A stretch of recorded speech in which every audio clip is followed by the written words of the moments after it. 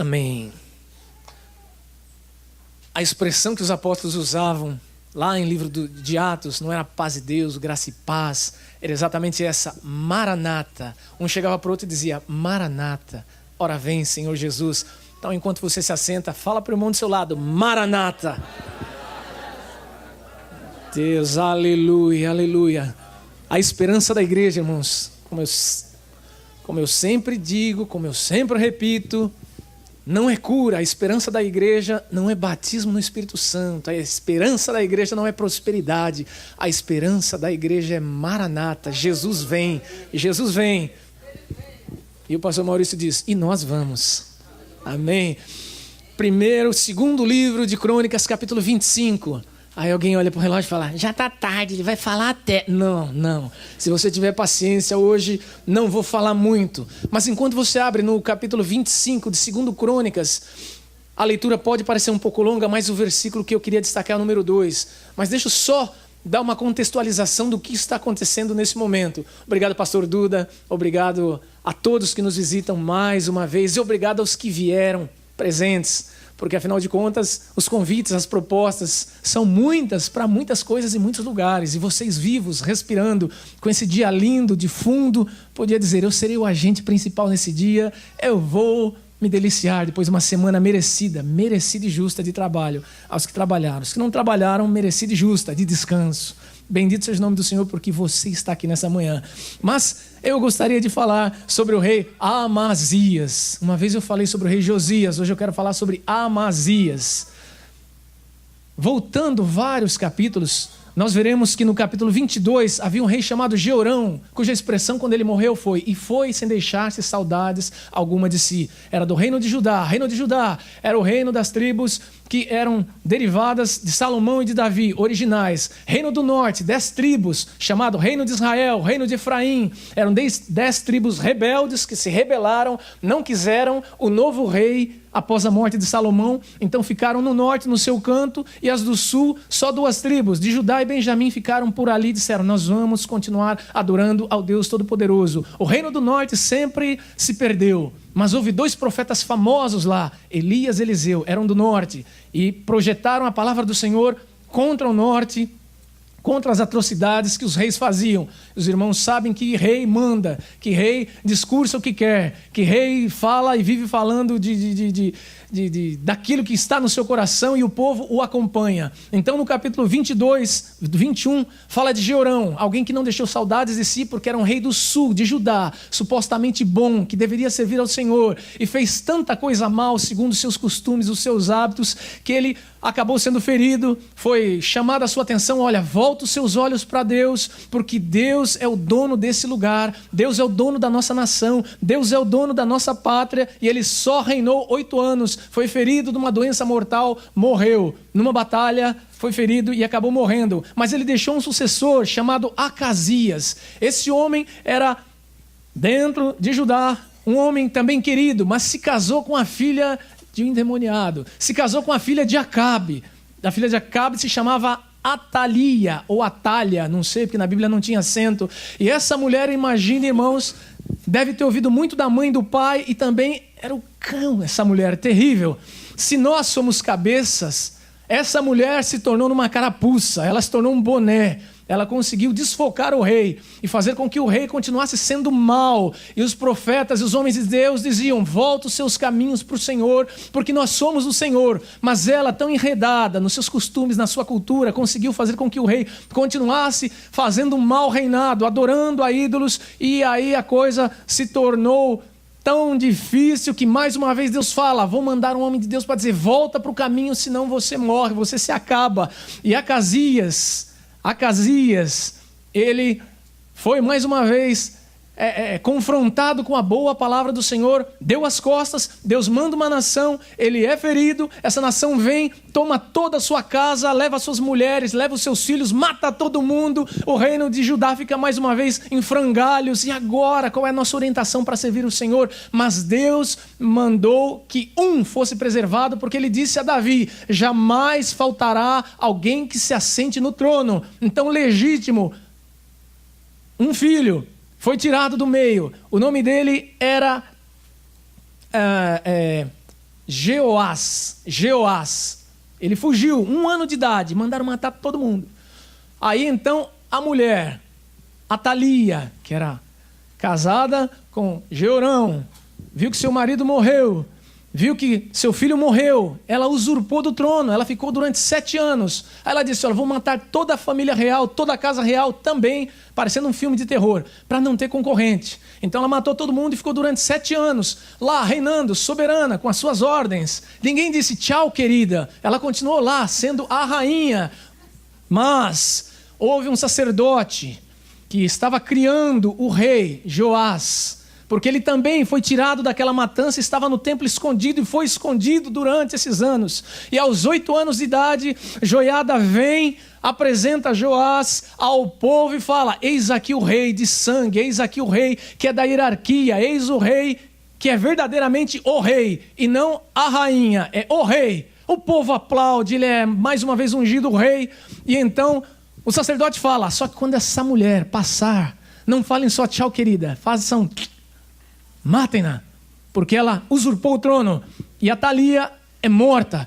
Joás começa a reinar, ele reina, enquanto esse sacerdote vive, ele reina como se fosse uma pessoa fidedigna, olhando para o Senhor, fazendo a obra, fazendo o trabalho, se dirigindo ao Senhor com todo respeito. Mas morre esse sacerdote, Joiada, o que acontece? O homem vira a cabeça, fica louco, volta a fazer tudo aquilo de errado que ele ouviu falar lá atrás, dos seus pais, dos seus avós e de outros, vira a cabeça mais uma vez. E então, o que acontece? Mais uma vez o Senhor manda um profeta com palavra dura e fala para ele, olha, você vai morrer, vou invadir isso daqui, vou destruir por sua culpa, mas o reino vai continuar tendo um rei. E aí então acontece de novo, os sírios vêm, matam todo mundo e mais uma vez Israel fica em frangalhos. Aí então matam todos os descendentes do rei, matam a família real de novo, parece que não tem ninguém, mas sobra um que fica escondido, que é o rei Amazias. E é sobre ele que nós vamos falar. Ele nasce no meio dessa situação, mas ele não ficou escondido. Ele viu aquela destruição, aquela desgraça, e ele era o sucessor natural. E agora, com 25 anos, ele vai reinar. Olha lá, na minha Bíblia, para ser bem rápido, porque o texto é um pouco longo, e para os irmãos pensarem bem o que eu quero dizer. Era Amazias da idade de 25 anos, quando começou a reinar, e reinou 29 anos em Jerusalém. A sua mãe se chamava Joadã de Jerusalém. Agora o versículo 2 que me importa. Fez ele o que era reto perante o Senhor, não porém com inteireza de coração. Uma vez confirmado o reino nas suas mãos, matou os seus servos que tinham assassinado o rei seu pai. Porém os filhos deles não matou, mas segundo está escrito na lei do livro de Moisés, no qual o Senhor deu ordem dizendo, os pais não serão mortos por causa dos filhos, nem os filhos por causa dos pais, cada qual será morto pelo seu próprio pecado. Amazias, então, congrega Judá e os pôs segundo as suas famílias sobre chefes de 1.000, de 100, e por todo Judá e Benjamim, contou-os de 20 anos para cima e achou 300.000 escolhidos capazes de sair à guerra e manejar lança e escudo. Também tomou de Israel a soldo, a salário, 100.000 homens valentes por 100 talentos de prata. Porém, certo homem de Deus, não dá nem o nome, porque sempre tem um homem de Deus que vê tramóia, que vê alguma coisa errada e vai aconselhar. Veio a ele dizendo, ó rei, não deixes ir contigo o exército de Israel do norte, porque o Senhor não é com Israel, isto é, com os filhos de Efraim.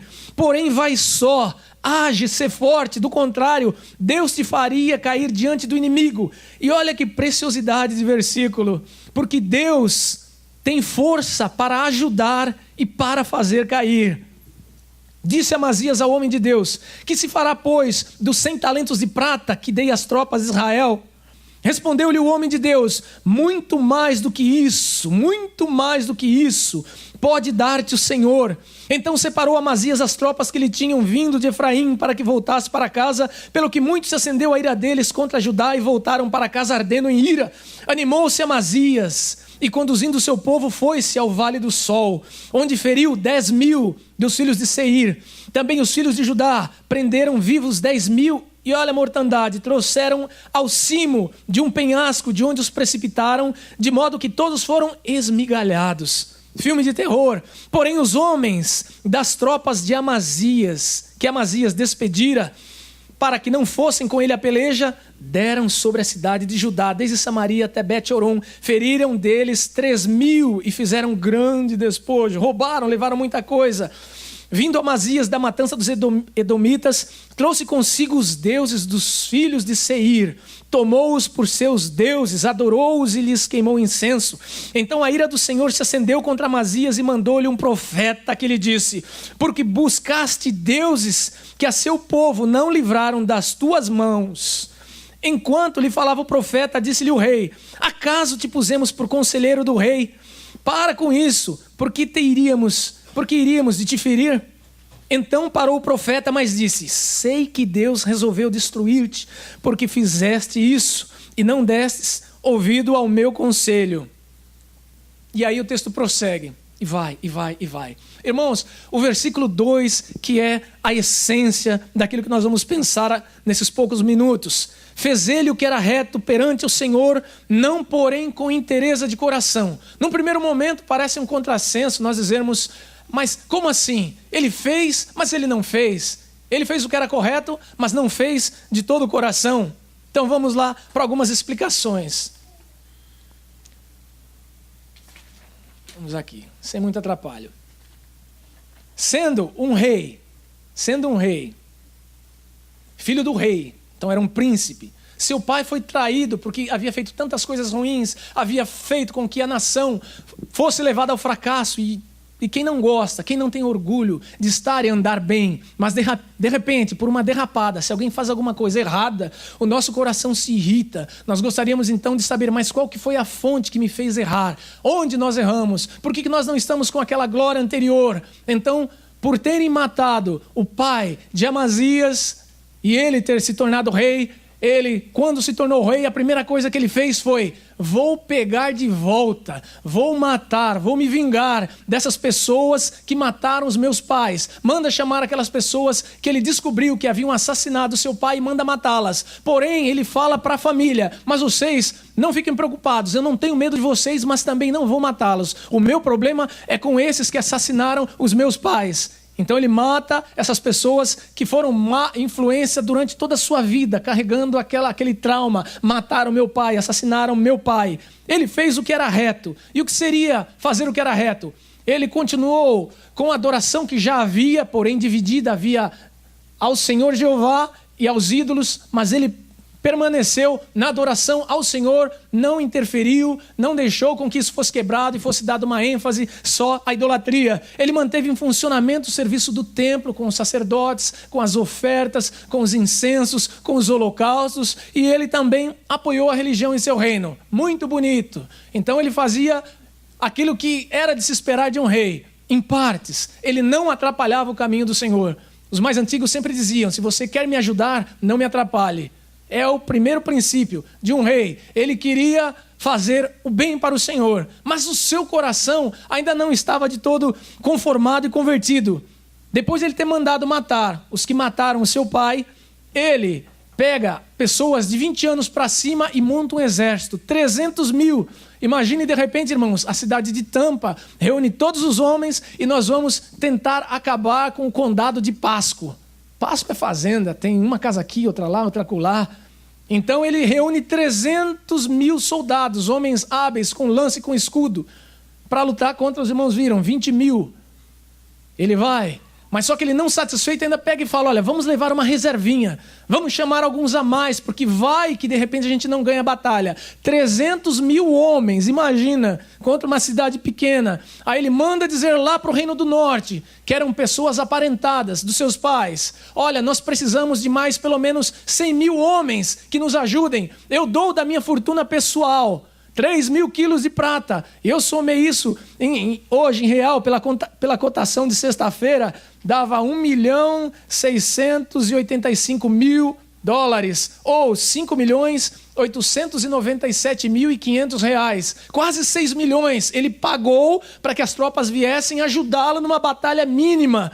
Mas de repente, o Senhor envia alguém que lhe chama a atenção e fala: olha, você não precisa ir para a batalha com estes homens do norte. Se você quiser, o Senhor pode fazer isso e muito mais, porque é dele a vitória. Um homem de Deus, que a Bíblia nem fala o nome. Ele então pega e fala: mas e agora? Esse dinheiro que eu dei, eu vou perder 1 milhão e tanto. Essa prata que eu dei, olha, não se preocupe, o Senhor também tem muito mais para te dar, não se preocupe não, faça a sua parte. Ele vai para a cidade, ele batalha, ele luta, ele mata 10 mil homens, ele não satisfeito pega mais 10 mil, vem trazendo. Achei eu que ele faria com que esses homens fossem seus escravos. Vai ter trabalho. Fossem seus escravos, mas de repente ele chega trazendo para a cidade de Jerusalém, perto de um penhasco, vai encurralando todo mundo, como quem encurrala lixo, como quem encurrala animais, e faz com que eles sejam precipitados despenhadeiro abaixo. 10 mil inimigos, olha a mortandade, mas olha o coração desse homem. E aí ele continua, ele pega e volta da guerra com deuses, com histórias, com culturas, com aquilo que ele achou interessante daquele país para Israel. Perdão, para Judá. Israel, porque hoje no sentido geral. Para Judá. Volta lá para a nação limpa, nação santa do Senhor. E o povo vê aquilo e ele acha interessante. Não, olha, vamos ficar com esses deuses também, porque se eles tinham lá, nós também teremos. Aí então, Deus pega e manda mais uma vez alguém que lhe chama a atenção. Chama a atenção de Amazias, e ele não gosta nada daquilo. Ele pega e fala: olha, sabe que quando Joiada era sacerdote e ele morreu, e seu filho num determinado momento, seu filho foi falar com o rei que seu pai havia criado, chamando a atenção do rei, esse rei, Joás, manda matar Zacarias, manda apedrejar Zacarias, um sacerdote de Deus. Então agora Amazias lembra esse episódio e fala: você acha que eu não tenho conselheiros melhores, que eu não sei o que eu estou fazendo? Quem te chamou para essa conversa? O profeta não se intimida, ele fala: tá bom, se você diz que não precisa do meu conselho, eu me calo, mas fica sabendo que Deus vai acabar com o seu reino. E aí então começa a sede desse rei por querer se exaltar, mas ele vai caindo. E aqui nós vamos então começar a pensar onde eu quero chegar, no sentido de que, por que falta inteireza de coração? Porque muitas vezes, irmãos, nós também agimos como esse rei. Dentro da nossa experiência ou dentro da nossa inexperiência, nós queremos servir ao Senhor com toda alegria, com todo o nosso coração, com toda a nossa alma. Mas, em verdade, não é bem assim. Nós nos apresentamos apenas, mas não deixamos que Deus trabalhe em nós, que Deus haja na nossa vida. E nós somos muitas vezes guiados por sentimentos. Você não se deixa ser uma bênção nas mãos do Senhor, ou o homem natural não se deixa ser uma bênção nas mãos do Senhor, porque ele muitas vezes é levado por sentimentos, por emoções, e em cima dos tais e das tais se justifica. Porque a vingança é justa. Eu fui ferido, eu fui maltratado, eu fui morto. Eu fui humilhado, chamaram minha atenção, me roubaram, me traíram. Levaram de mim, eu tenho direito a uma resposta, eu tenho direito a me vingar, eu tenho direito a bater, eu tenho direito a buscar, eu tenho direito a odiar. Você não tem direito, nós não temos direito, o homem natural não tem direito, mas um homem de coração imperfeito, um homem que diz que quer buscar o Senhor, mas se aplica à vingança, mas se dá o direito de ficar emocionado e emocionadinho, saiba, você está errado, você está servindo a Deus, mas não com um coração perfeito. Você está vindo, cantando, vestindo roupa de crente, você está lendo a palavra de crente, você está tentando caminhar como crente, mas lá dentro do seu coração ainda há uma imperfeição que precisa ser trabalhada pelo Senhor, e ela se chama emoção, ela se chama sentimento, que muitas vezes nós damos vazão, nós nos irritamos, nós fofocamos, nós nos aventuramos a tecer comentários e a julgamentos que não nos seriam próprios. Mas aí você fala, mas como assim? Eu tenho o direito de me irar, assim como ele fez. Vou matar todos aqueles que mataram meu pai, mas vou deixar a família fora, obedecendo o princípio da palavra. Seguiu parcialmente, porque Levítico já dizia, não te vingarás, nem guardarás ira contra os filhos do teu povo, mas amarás o teu próximo como a ti mesmo. Eu sou o Senhor. Levítico 19:18. Não era novidade quando Jesus disse. Jesus ressaltou lá na frente o que estava sendo esquecido, que sentimento não governa o nosso coração, que sentimento não governa a nossa vida, que sentimento não é companhia para o homem, para a mulher de Deus. Nós somos chamados para amar. Nós somos chamados para viver uma vida em que o exemplo do Senhor na nossa vida seja de misericórdia, seja de graça, seja de perdão. Nós conversamos com muita gente que tem o dissabor e o fel na língua por situações passadas, por situações presentes,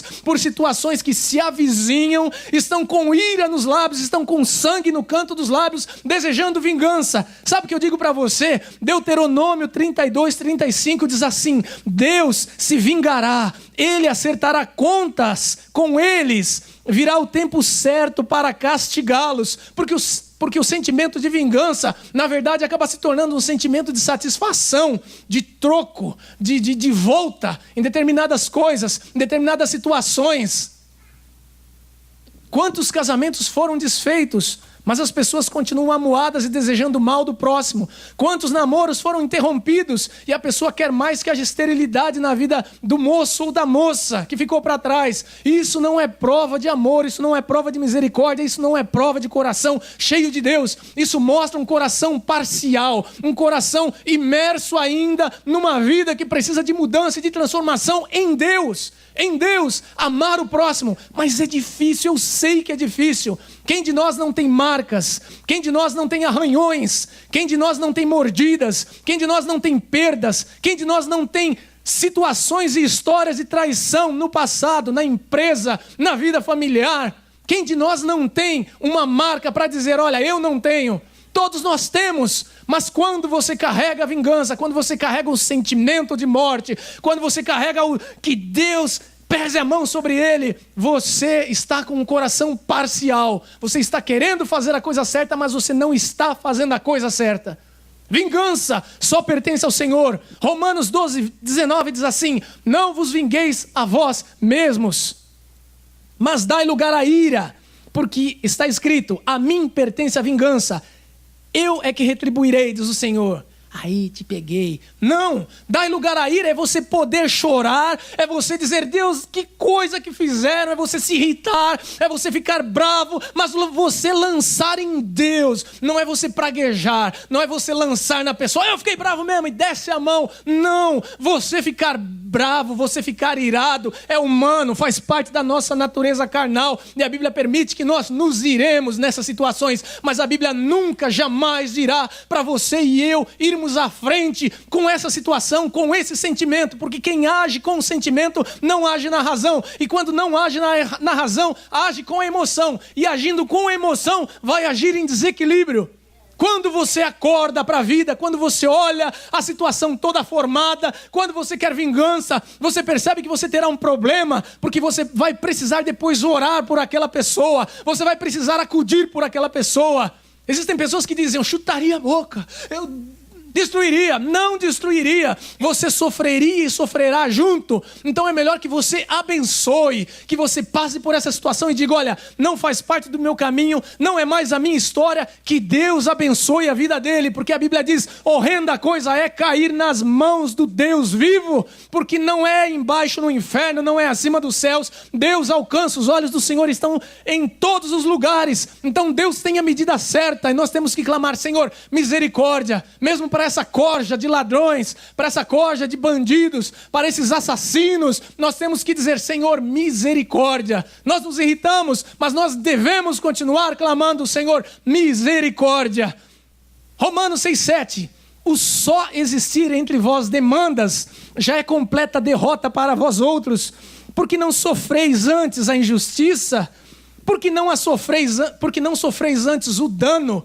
O apóstolo Paulo dizendo, você quer brigar, você quer ir para frente, por que você não sofre o dano? Por que você não sofre a injustiça aos olhos dos homens? Porque Ele vai te justificar, é Ele que vai ser o seu mediador, é Ele que vai ser o seu galardoador. Irmãos, muitas vezes há necessidade de você ganhar, você perder. Existem pessoas que querem ganhar em tudo, no par ou ímpar, no 2 ou 1, quer ganhar tudo, ele não leva desaforo para casa. Mesmo que você esteja correto, se estiver errado, fecha a sua boca, baixa a cabeça, aceita. Se você estiver correto, baixa a sua cabeça, fecha os seus lábios, prossegue.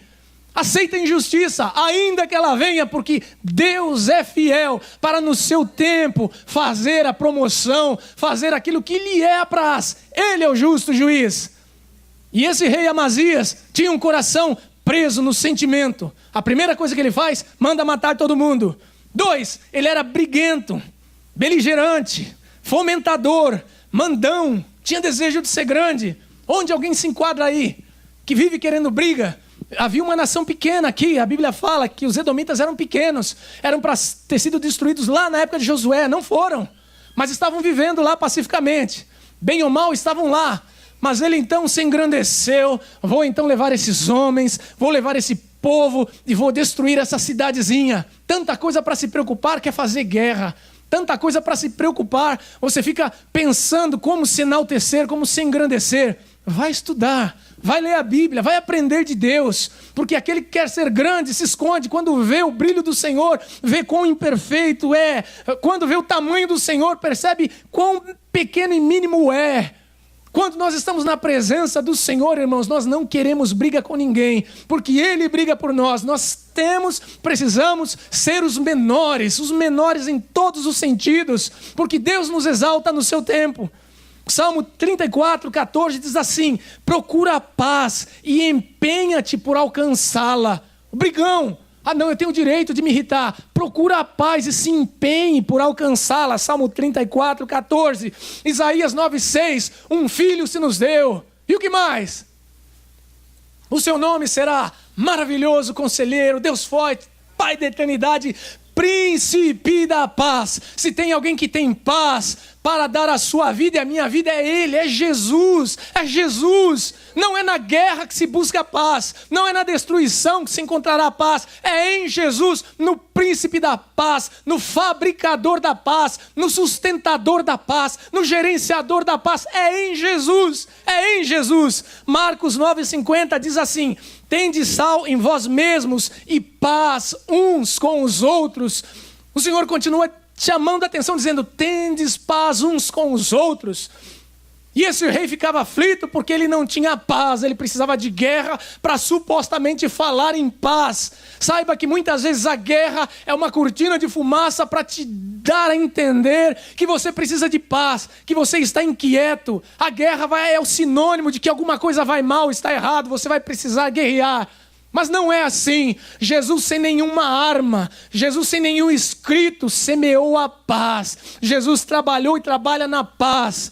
Nós precisamos viver em paz uns com os outros, acabar com esses partidinhos, com essas briguinhas, com essas coisas que para os outros é normal, mas para você não é normal. Quer servir a Deus com o coração inteiro, íntegro, viva em paz, busque a paz, deseje a paz, trabalhe pela paz. João 14:27, Jesus dizia: deixo-vos a minha paz vos dou, não vou lá dou como o mundo a dá. Jesus, príncipe da paz, distribuiu paz aos nossos corações, distribuiu paz às nossas vidas. Mas eu tenho dívida, eu tenho falta de trabalho. Falei com a minha mãe essa semana e ela disse que o pastor, domingo passado, pediu para que os irmãos que estivessem sem emprego viessem para frente orar. E ela disse que ficou espantada, ficou com o coração quebrantado, porque mais da metade da igreja veio para frente desempregada. E o pastor orou por emprego, claro, mas ele pediu paz no coração, paz na vida dessas pessoas, para que não se sentissem diminuídas, angustiadas, para que não se sentissem pressionadas pela vida. Você também que me escuta, que me vê, que me ouve, não se sinta pressionado pela situação da vida. Minha paz vos dou, disse Jesus, no meio da tribulação, no meio da tormenta, no meio do caos que vem, no meio da sombra da morte que vem, no meio das trevas que assolam esse mundo que vem. Mas a paz dele na nossa vida faz toda a diferença. Jesus dá paz para nós. Versículo 17... Como ele era briguento, ele não acabou nisso. Ele usa a expressão, vem e meçamos armas com o rei de Israel. E o rei de Israel falou, olha, meu querido, não procura encrenca com quem você não conhece. Nós somos 10 tribos, lembra? Nós somos cidade, nós somos cosmopolitanos. Vocês são do interior. É Sumaré contra São Paulo. Sumaré lá embaixo. É mais ou menos isso, tá? Desculpa. Mas... Brasil e Alemanha, meu Deus, esquece. Vamos Brasil e Malawi, para ficar mais fácil. É difícil, mas acontece que o rei, por ter vencido lá aquele povo, falou, não, nós vamos ganhar deles. Porque quando os mercenários deles, quando aqueles 100 mil voltaram irritados para Israel, ele não usou a gente, ele pagou a gente, ele brincou com a nossa cara, ele zombou conosco. A Bíblia fala que eles ficaram furiosos, que eles arremessaram contra Samaria, que eles destruíram uma parte do reino do sul antes de ir embora. Falaram, nos chamaram, não nos usaram. Esses caras... Então, de repente, o rei pensou em mais uma vez se vingar, já que destruíram, que mataram 3 mil da nossa cidade. Agora que nós ganhamos a guerra sem eles, vamos ver quem é quem. Beligerante, brigão, acha que tem razão, que tem força, mas se Deus não der força, se Deus não estiver no negócio, a derrota é iminente, é certa. Salomão, olha para você que gosta de briga e ficar se irritando com todo mundo, Provérbios 25:8 diz assim, não te apresses a litigar. Não é litigar. Vem. Aqui, ó. Aqui, vem. Não te apresses a litigar, pois ao fim, que farás quando o teu próximo te puser em apuros? Então Salomão falou, meu querido, antes de você buscar briga com alguém muito maior do que você, briga sem sentido, de você querer ficar com coisinha, presta atenção no tamanho dele, presta a situação se realmente ele encarar seu desafio. Golias era o grandão, mas certamente ele não tinha lido Provérbios, porque ele viu só em Davi aquela coisinha pequenininha, não, litigão, brigão, vocês não têm homem não. Mas acontece que quando vem alguém com capacidade, passa vergonha, perde a cabeça, perde a espada, perde a roupa, fica desnudo, volta correndo vazio. Quando Deus está na peleja, irmãos, é diferente. Mas quando você arma uma peleja, se prepara para a sapatada, se prepara para a vergonha. Porque Deus não está nesse negócio de briguinha, de picuinha. É meu, é minha, é da minha igreja, é do meu grupo, é do meu departamento. Você fez. Deus não está nessas coisas. 3, não se apavora não, são só 10. 3, busca forças e alianças independentes, mesmo com quem não anda com Deus. Porque esse rei tinha um coração imperfeito, buscou aliança com o reino de um povo que não tinha nada com Deus, que tinha um coração imperfeito, sabendo que poderia se contaminar. Quantas pessoas há que antes de pedirem ajuda, de pedirem conselhos com quem é de Deus, de conversarem com o pastor, tomam atitudes, se aliam em sociedades, se aliam em viagens, vão para momentos juntos e daquilo sai discussão, daquilo sai uma loucura, daquilo quase sai morte, porque se aliam com gente com peso desigual. Amós 3:3, andarão 2 juntos se não estiverem de acordo. Nós não estamos de acordo com a carreira desse mundo, irmão. Sabe por quê? Porque esse mundo caminha de mal a pior. Os costumes deles são diferentes. Os hábitos deles são diferentes. Prova disso é que essa semana, não sei se os irmãos viram, a revista Veja entrevistou a esposa do vice-presidente, né? Como é que chama? Tá sabendo, hein? E de repente houve uma expressão que incendiou. Bela, recatada e do lar. Porque ela começou a traçar qualidades de uma mulher que Deus criou. Uma mulher que cuida do lar, uma mulher que se aplica ao marido, uma mulher que tem um senso é comedida naquilo que faz, é do lar, vive para os filhos, faz sua comidinha. Aí as feministas arvoraram bandeira contra, se irritaram, ficaram bravas. E aí as hashtags que houve era de bela recatada do lar. mas mulheres nas situações mais diversas. Umas de sutiã e com a casa toda suja, outras queimando fogão, mas com uma cara horrorosa, outras na rua de qualquer jeito, tipo olhando, fazendo gestos para dizer, mulher é isso mesmo, mulher está em direitos iguais com os homens. Essa história de bela, recatada do lar, não é coisa de mulher não, isso é coisa dos homens que plantaram na cabeça das mulheres. Isso é o que elas estão plantando, esse é o costume do mundo. Mas Jesus valoriza a mulher, você é importante, é especial sim, você é bela, você é recatada, você pode ser do lar, você é do lar também. Porque pode ver que as mulheres que não se realizam no lar, que não têm um bom relacionamento com os pais, que não têm relacionamentos com os esposos, que não têm relacionamentos bons em família, com tios, com sobrinhos, vão tentar se realizar de uma outra forma, geralmente trabalhando, geralmente entrando em causas para tentar cobrir esse buraco que ficou atrás, porque acham que isso não é natural. Mas, irmãos, Deus criou vocês perfeitas. Infelizmente, houve muita opressão de nós homens, sim. Houve uma opressão da sociedade, da cultura. Houve, sempre vai haver um desequilíbrio.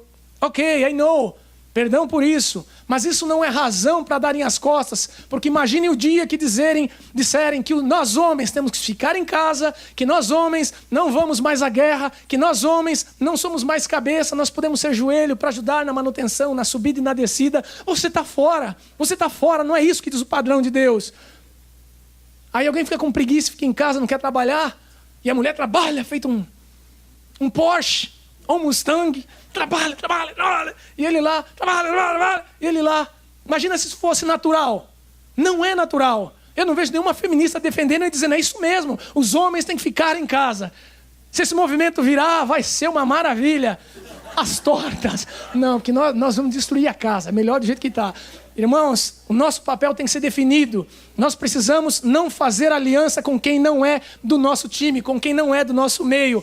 2 Coríntios 10:4 diz assim, porque as armas da nossa milícia não são carnais, mas são poderosas em Deus, para destruir fortalezas, anulando sofismas, anulando ideias falsas. Existe muita coisa que parece, mas não é. Numa das primeiras aulas de faculdade de filosofia, o professor passa um mês falando sobre sofisma, sobre o princípio das frases, falando sobre conclusão. E houve uma aula lá que ele pegou e falou, olha, vocês sabem que a galinha tem 2 pernas, então ela é uma ave. O peru tem 2 pernas, então ele é uma ave.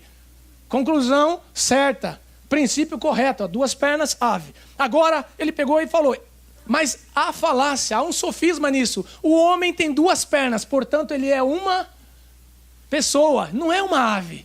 Então a Bíblia fala que existem sofismas, existem princípios que os homens estão colocando como verdadeiros, mas não são. Darwin já morreu e se ele pudesse, acho que ele teria rasgado a teoria dele de evolução, mas muitos usam isso. Eu e você não dependemos e não somos do macaco. Existem pessoas que estão dizendo que os gorilas precisam ter Medicaid, parece piada, mas não é, que os gorilas têm que ter todos os cuidados que uma pessoa tem. E eu li esses dias, um homem chamado Peter Simmons, ou Peter alguma coisa, ele fala que o gorila ele tem mais valor do que uma criança. Ele pega e fala, você devia matar uma criança deficiente, você deveria matar as crianças com síndrome, porque elas dão trabalho. Mas o gorila, esse animalzinho na floresta, precisaria ter mais cuidado. Se for para você escolher, escolha um gorila, não uma criança. Se eu puder soltar ele lá, né? Vingança. Não. Mas acontece que os valores vão invertendo, irmãos. O nosso costume, o nosso hábito, como bem mostrou o pastor, está aqui. Fala, Deus, quero te conhecer, Deus, quero te ouvir, Deus. Abre a Bíblia, entenda o que Deus faz, entenda como Deus pensa, entenda o que Deus quer para a sua vida. E não ande, e não haja de acordo com o momento, porque é conveniente agora ser politicamente correto, ser gospel, ser evangélico. Continue sendo você, homem e mulher de Deus. 4, muitas vezes o saber e o conhecer não são a mesma coisa. Saber que Deus faz, mas não crer, não ter fé, não confiar, é o mesmo. Ele sabia que Deus fazia, mas o que ele fez? Lá, ele pegou e disse, olha, muito mais do que isso pode dar-te o Senhor. Quando ele disse, o meu dinheiro se foi, e agora? Ficou preocupado com o dinheiro, quando o profeta chamou a atenção dos homens ruins que andariam com ele, de uma nação pecadora. Ele se preocupou com o dinheiro. Ele não conhecia que Deus não está, irmãos.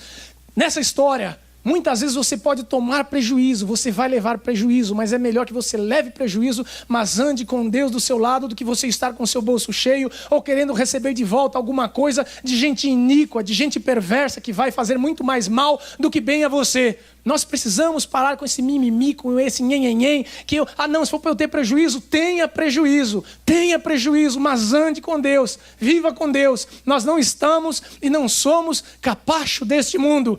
João 42, Jó 42, 5, aquele famoso texto dizia: eu te conhecia de ouvir falar, mas agora os meus olhos te veem. Sabe quando isso vai acontecer? Quando você tiver uma experiência com Deus.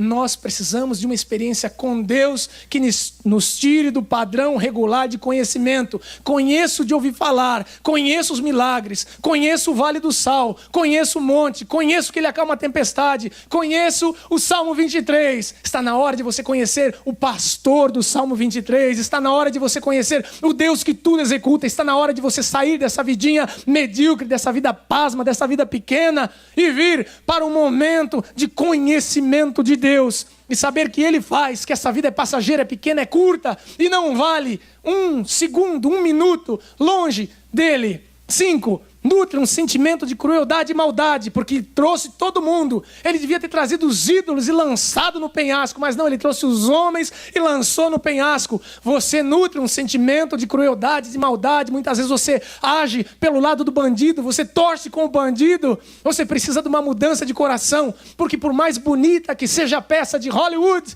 ainda assim bandido é bandido, bandido é bandido e bandido é bandido. Não existe bandido bom. Mesmo que se passe a ideia, mas Robin Hood era um bandido bom. No filme, porque roubava dos ricos e dava aos pobres. Digamos que você fosse um rico e ele chegasse na sua casa, roubasse as suas coisas, movimento do sem terra, pegasse as suas fazendas, de Paranavaí, suas 30 casas lá que você não mora, aluga, chega alguém e fala, ele não precisa disso, está nos Estados Unidos trabalhando, vou pegar uma casa dele, vou dar para quem não tem. Robin Hood, tirando de quem tem, dando para quem não tem. Como é que seu coração fica? Irado, irritado. Então não adianta. Nós não temos o mesmo sentimento, os mesmos hábitos que essas pessoas. 1 João 2,11 diz assim: aquele, porém, que odeia seu irmão está nas trevas, ainda anda nas trevas e não sabe para onde vai, porque as trevas lhe cegaram os olhos. Você que está com o coração e tem um coração cruel, você está cego, andando nas trevas e provavelmente, se você não abrir os seus olhos, você vai cair na mesma cova que você arma para os seus inimigos. Você vai ser empurrado no mesmo penhasco que você quer que eles se vão. Porque nós não nascemos para sermos cruéis. Nós não nascemos para de novo, ter um sentimento de maldade. Já fomos maus, mas Jesus muda o coração. Jesus muda as atitudes. Jesus muda a mente. Jesus transforma o caráter, Jesus transforma o andar, Jesus dá nova vida, Jesus dá novos amigos, Jesus dá nova família. Mas para aquele cujo coração Ele trabalha, tira a maldade, tira a crueldade. Estou acabando rapidinho. Adoção de hábitos externos estranhos ao padrão da palavra. Vindo Amazias, trouxe contigo, a expressão do versículo 14, trouxe consigo os deuses, não precisava, não poderia, não teria, não tinha que andar com isso, mas ele trouxe. Se eles por um acaso tivessem sido derrotados, faria sentido, mas ele trouxe deuses de uma nação que havia sido derrotada pelo Deus verdadeiro. Por que você vai trocar a sua esposa de 30 por 2 de 15? Pedofilia. Você não pode pensar, você não pode desejar, você não pode achar que as coisas do mal, que as coisas da derrota, que as coisas das trevas, que as coisas ruins são melhores do que as que de fato são boas. Como assim? Vai buscar um ídolo que deu derrota para aquele povo. Imagina o sentimento daquele povo. Tinha lá aqueles santos, aqueles deuses, vão nos proteger. A nação vem e é massacrada. Eles vão mudar de time. Eles falam, esses deuses nos faliram. E os que ganharam falam, não, então peraí, vamos levar todos eles de volta e nós vamos adorá-los lá, na nossa terra. deixando Deus verdadeiro, você anda trazendo costumes que não são costumes da boa palavra do Senhor. Você prefere ficar com aquela ideia de que, mas todo mundo faz, não tem nada a ver. Tem tudo a ver, tudo a ver, tudo a ver. Está errado. Nós precisamos ter a moda, o costume, o caminho daquilo que é a palavra do Senhor. E eu não estou falando de usos e costumes, não.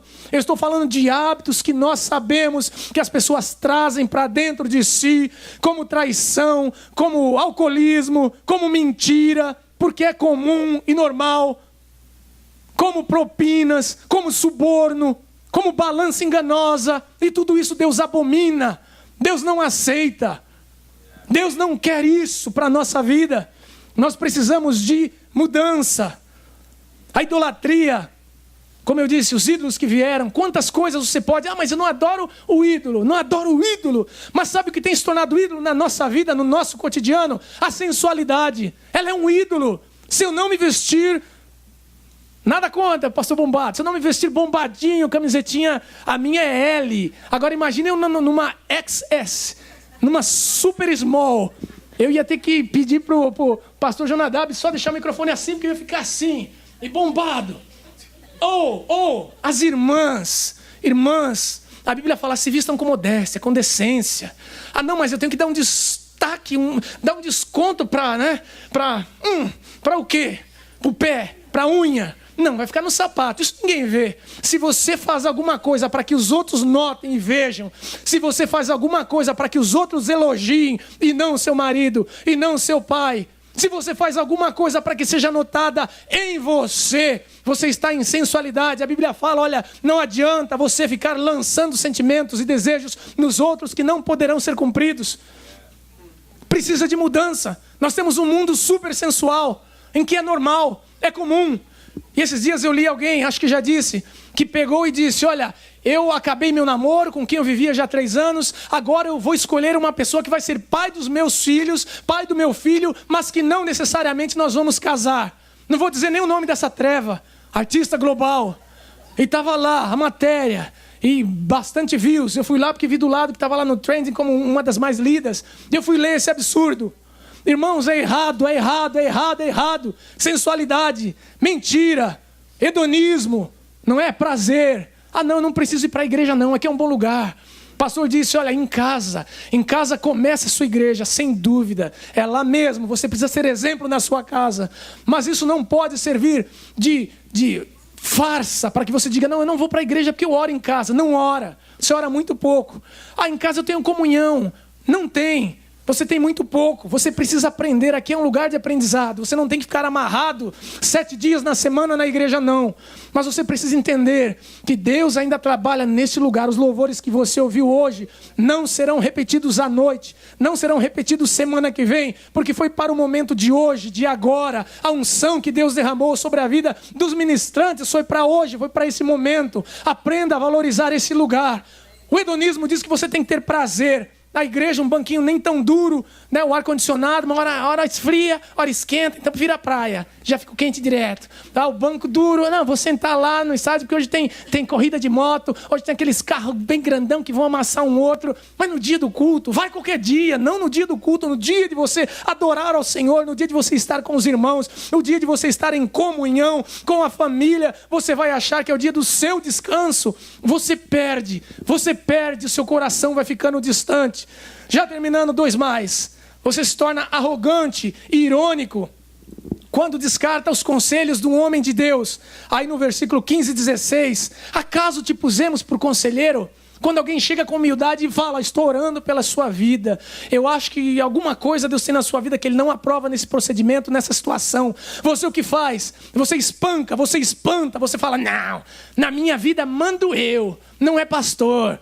Essa irmã vai orar por mim? Orar, eu já oro por mim. Deixa de ser incircunciso, deixa de ser grosso, porque a Bíblia fala que aquele que é repreendido, e quando é repreendido endurece a servir, eu não aceito. Você tem o direito de não me ouvir, você tem o direito de não aceitar, mas a Bíblia fala que quando é repreendido, quando lhe é chamada a atenção, quando lhe é dado um conselho para a mudança, e você fala, eu não faço, eu sei o caminho, a Bíblia fala, virá repentina destruição sem que haja cura. Sabe por que tem muita gente em fase terminal e que vem fazer campanha e que vem orar? Porque é incircunciso de coração, é incircunciso de face. Quando Deus fala, fecha o coração, fecha os olhos, ri, zomba, eu posso. E é melhor você não falar nada, senão nossa amizade brota aqui, encerra aqui.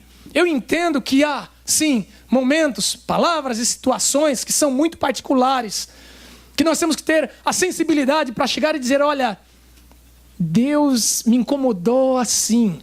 Nós temos que saber como falar, mas você saiba como ouvir. Sonharam com você, trouxeram uma palavra sobre você, chamaram sua atenção, vai orar e fala, Senhor, Senhor, Senhor, misericórdia. Senhor, eu estou errando. Senhor, eu fiz errado, misericórdia. Uma vez um moço disse, olha, quer saber? Porque a gente está falando alguma coisa lá e ele se irritou, ele falou, Deus vai quebrar sua perna. Não era crente, não é disputa de crente, não, quem pode mais, quem manda menos, não. Deus vai quebrar sua perna. E eu estava indo para a igreja, aí ele voltou zangado, porque eu encontrei no meio do caminho, ainda parei para conversar com ele, voltou zangado, foi embirradinho. Aí eu fui dali para frente, falei, meu Deus, vou quebrar minha perna. Já fui assim, andando como quem? Né? Andando quase igual uma aranha, com 7, 8 pernas, bem tranquilo. Eu falei, se vou quebrar minha perna, então que seja por uma boa razão. E eu não sou de andar gingado, né? Não gosto de andar assim. Mas andei, fui até a igreja, falei, vou quebrar minha perna, mas não vou mesmo, não vou. E se puder jogar um futebolzinho, aqueles bem apertados, na rua com paralelepípedo, vou lá. Não vou quebrar minha perna, porque eu sei o Deus que eu sirvo, eu sei o conselho que dei, eu sei a palavra que disse, e não são palavras tortas, não são ameaças que me farão recuar. Então, homem e mulher de Deus, quando Deus fala ao seu coração e você com habilidade chega na pessoa para mudança, e ela muda, você ganhou, ela ganhou, o nome do Senhor é glorificado. Mas quando você fala, você tirou o peso do coração, o Senhor deixou avisado, e a pessoa não recebe, problema sério para ele. E último, falta entusiasmo e certeza. Isso está lá no capítulo 14, no versículo 4, ainda de 2 Reis, que foi a outra parte dessa história que lá começa, falando desse rei, em que ele, a expressão que usa lá é assim, tão somente os altos não se tiraram, o povo ainda sacrificava e queimava incenso nos altos. Tão somente, o escritor disse, para o rei não era nada ir lá para o monte adorar um Deus que não era o Deus dos judeus, que não era o Deus verdadeiro.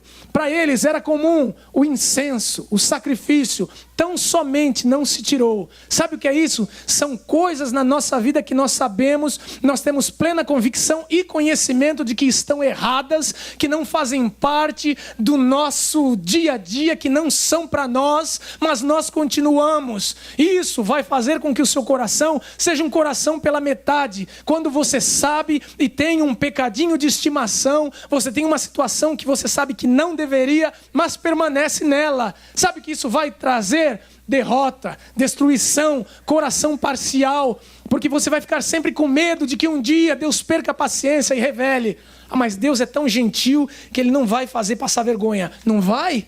Não vai?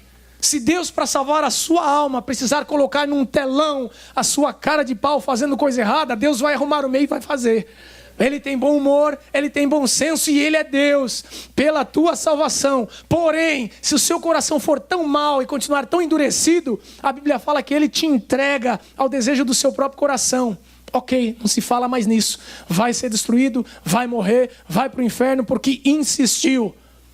Então, meu desejo para essa manhã é que nós tenhamos um coração integral em Deus, que nós façamos análises daquilo que nós fazemos, que nós entendamos pela palavra qual é o caminho que o Senhor tem para a nossa vida. Nós precisamos chegar na presença do Senhor, como disse o pastor Maurício nas últimas pregações, Salmo 139, sonda-me, Senhor, sonda-me, e vê se há em mim algum caminho mau. Nós podemos chegar com essa certeza, sabendo que Ele vai sondar o nosso coração, e se Ele quiser e vir alguma coisa errada, Ele muda, Ele transforma para a glória dEle. Bendito o nome do Senhor.